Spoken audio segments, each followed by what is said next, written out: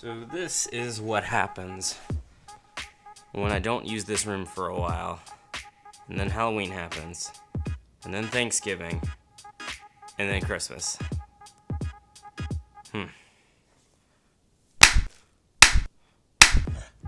Alright, I am finally doing the review of the FDRX3000. I released an unboxing several weeks ago, and now it's like my second most popular video, so I'm gonna review this thing real quick. I've had this action cam for like a month and a half. I've been to Belize, Costa Maya, Honduras. I've been like everywhere. I've been ziplining, I've been ATV riding, I've been riding down water slides, I even went into a cave, so I've been basically doing like everything. So now I am finally ready to share my thoughts on this device right here. I'm just gonna cut to the chase. I really like this device. Anyone looking for an action cam right now needs to take a look at the FDRX3000.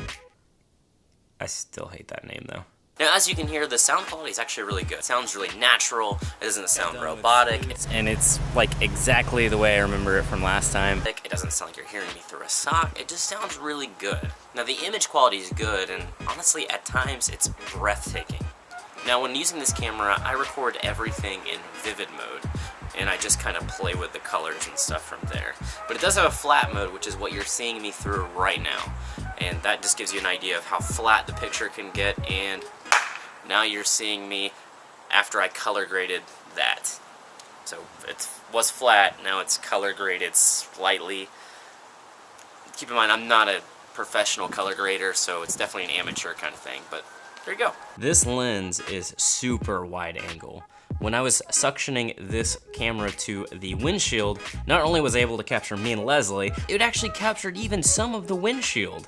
It is that wide, like it captured part of the windshield it was attached to, like the corner.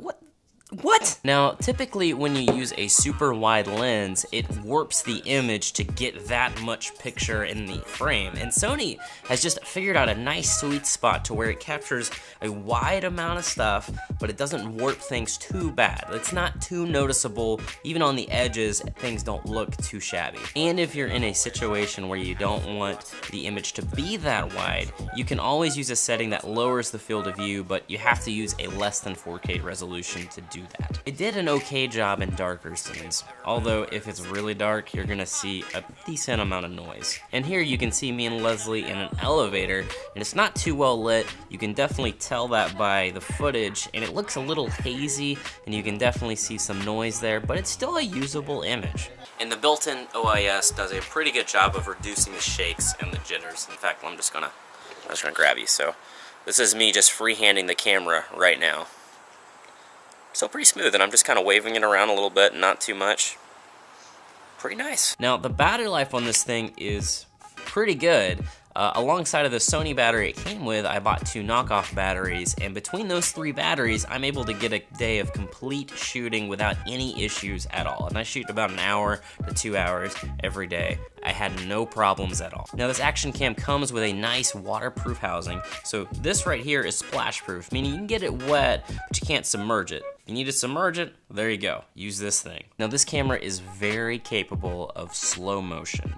All you have to do is record at a higher frame rate. So for instance, for 1080p, you record at 120 frames per second. For 720p, you record at 240 frames per second. And then from there, you can slow down the footage. But it is at the cost of image resolution, and honestly, I think the image quality degrades a little bit when you jump down that far. Now, in the unboxing, I complained about the menu system. They have basically these arrows and this menu button, and you just have this little bitty digital screen that you're working with, and from that, you're supposed to navigate this thing, and it has a ton of settings. I am glad to inform you that really all you need to do is find the settings that you like and just kind of keep it at that. Most of the time, you're not going to be fiddling with settings, and I like the fact that you have all these options just in case you need them. Now, that leads me to the elephant in the room. There is no screen on this device anywhere. I mean, there is a screen option. It's like a watch thing that you can use to see what the thing is seeing, and then apparently it works really well. I don't know, I didn't get to try it. And I'll be honest, I really actually wanted the watch screen,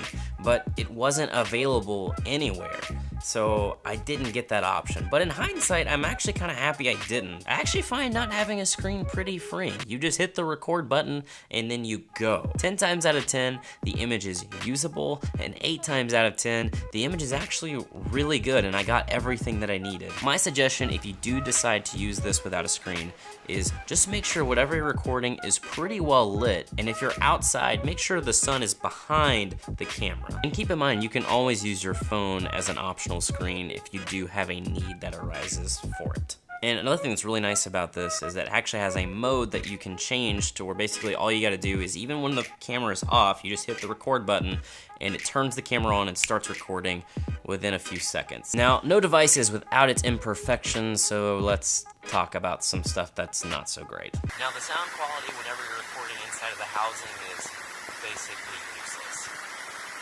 It's just really bad. Another problem is that it has a wind reduction mode, and that name is pretty fitting because it does reduce the wind noise a little bit. Like, I'm right on top of water, there's wind all around. This is a test of the wind reduction mode.